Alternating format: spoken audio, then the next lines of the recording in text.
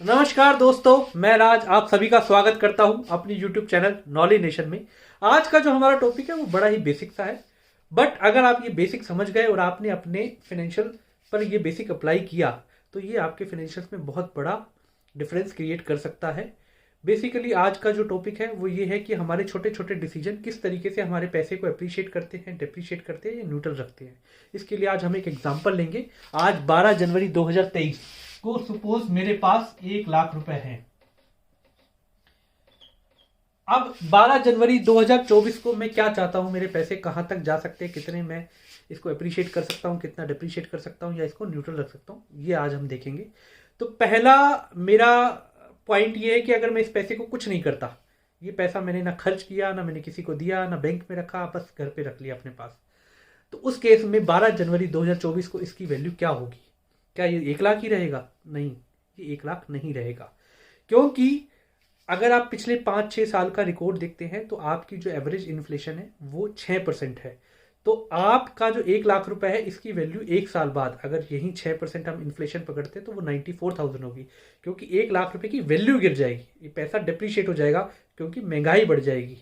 तो 6% से अगर इन्फ्लेशन रेट है या महंगाई दर है तो आपका पैसा जो है कुछ कहीं इन्वेस्ट नहीं करे तो 6% से डिप्रिशिएट होगा, इसकी वैल्यू 94,000 रह जाएगी।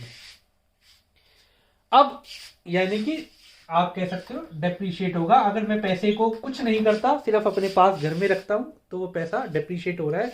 किसी के पास भी घर में पैसा है वो पड़े पड़े उसकी वैल्यू कम होती जा रही है क्योंकि महंगाई बढ़ती जा रही है। अब दूसरा सिनेरियो है जो लोग बोलते हैं कि हम तो सेविंग अकाउंट में रखते हैं बैंक में। तो जब आप सेविंग अकाउंट में रखते हैं तो आपको 3 से 4% का एप्रिसिएशन मिलता है और एट द सेम टाइम आपको इन्फ्लेशन रेट से 6% का डेप्रिसिएशन मिल रहा है। तो नेट वैल्यू में आपको 2% का डेप्रिसिएशन है। 2% से आपकी वैल्यू कम हो रही है, यानी कि आपकी जो वैल्यू बनेगी 12 जनवरी 2024 को वो 98,000 होगी। अगेन डेप्रिसिएशन है, यानी कि आपका जो पैसा 12 जनवरी 2023 को 1 लाख रुपए था, सेविंग में रखते हो तो 12 जनवरी 2024 को वो 90,000 के इक्विवेलेंट होगा उस समय की महंगाई के हिसाब से, अगर महंगाई दर 6% है तो। तीसरा है कि मैं इसको फिक्स डिपॉजिट में डालता हूं।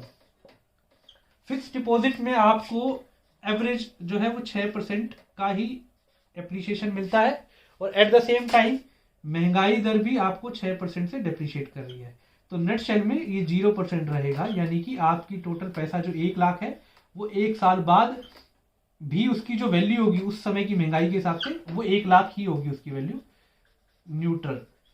ये आप हमको लगता है एफडी में हमको इंटरेस्ट मिल रहा है और हमारा पैसा अप्रिशिएट हो रहा है, वो बेसिकली महंगाई दर के आसपास ही अप्रिशिएट होता है। आपका पैसा डेप्रिशिएट नहीं होता कि आपके पैसे की वैल्यू गिरती जा रही है, जितनी महंगाई बढ़ रही है उतना वो मोटा मोटा इंटरेस्ट दे देते हैं एफडी में, ताकि आपका जो पैसे की आज वैल्यू है वो बाद में भी उतनी रहे। बट अप्रिशिएट के चांस बहुत कम है। अगर आपकी महंगाई दर कम हो, एफडी ज्यादा हो तो आपका पैसा अप्रिशिएट होता है। इसके बाद अगला पॉइंट आता है कि मैं कॉमोडिटीज यानी कि गोल्ड खरीद लेता हूं, सिल्वर में इन्वेस्ट कर लेता हूं या कोई और कॉमोडिटी में कर देता हूं, तो वहां जो इन्फ्लेशन है वो वहां जो एप्रिसिएशन है वो 8 से 10% का है और अगेन जो इन्फ्लेशन है वो 6% है। तो नेट शेल में आपको 2-3-4% का एप्रिसिएशन मिल जाता है, यानी कि जो 1 लाख है उसकी 1 साल जो बाद जो वैल्यू है उस समय की महंगाई के हिसाब से वो 1,03,000 हो जाती है और ये एप्रिशिएट होता है। बट जैसे ये बिल्कुल सेफ है, आपके पास घर पे पैसा पड़ा हुआ है, ये बिल्कुल सेफ है सेविंग में पड़ा हुआ है, ये भी सेफ है एफडी में पड़ा हुआ है, बट ये रिस्की है, ये डिप्रिशिएट भी हो सकता है। गोल्ड की वैल्यू जरूरी नहीं है हर बार बढ़ेगी, कभी डिप्रिशिएट भी हो सकती है, सिल्वर भी डिप्रिशिएट हो सकता है। कॉमोडिटी कोई भी अप्रिशिएट डिप्रिशिएट दोनों डायरेक्शन में मूव करती है। इसके बाद अगला है मैं म्यूचुअल फंड में लगाऊं या मैं सिप ले लेता हूं या मैं मार्केट में किसी और फॉर्म में इन्वेस्ट करता हूं। तो वो बेसिकली सपोज किसी को आप इंटरेस्ट पे दे देते हैं या वैसे है तो 10 से 15% का उसमें एप्रिसिएशन आपको मिलता है। अगर 10 से 15% का एप्रिसिएशन मिल रहा है but at the same time 6% का महंगाई दर का डेप्रिसिएशन मिल रहा है, तो आपको मोटा मोटा नेट शेल में 5 से 10% का एप्रिसिएशन मिलता है, यानी कि आपका जो 1 लाख रुपए है उस समय की महंगाई के हिसाब से उसकी वैल्यू 1,05,000 से 1,10,000 के बीच में हो जाती है। इसके अलावा भी बहुत सारे ऑप्शन है, लाइक आप रियल स्टेट में कर सकते हो, बट डिपेंड करता है आपके पास कितना फंड है, कितनी अपॉर्चुनिटीज अवेलेबल है। और आप बेसिकली स्टार्टअप्स के अंदर इन्वेस्ट कर सकते हो, अगेन आपके पास कितना फंड है और कौन सी अपॉर्चुनिटी अवेलेबल है। ये अगेन जैसे जैसे आपका रेट ऑफ इंटरेस्ट या रेट ऑफ रिटर्न जो है वो बढ़ता है, या जो एप्रिसिएशन के तरीके बढ़ते हैं, वहां पे रिस्क भी इन्वॉल्व होता रहता है। तो ये अब आपको डिसाइड करना है कि 12 जनवरी 2024 को आप अपने पैसे को 94,000 पे ले जाना चाहते हैं, 98,000 लेना चाहते हैं, या पूरा 1 लाख रखना चाहते हैं, या उसको अप्रिशिएट करना चाहते हैं।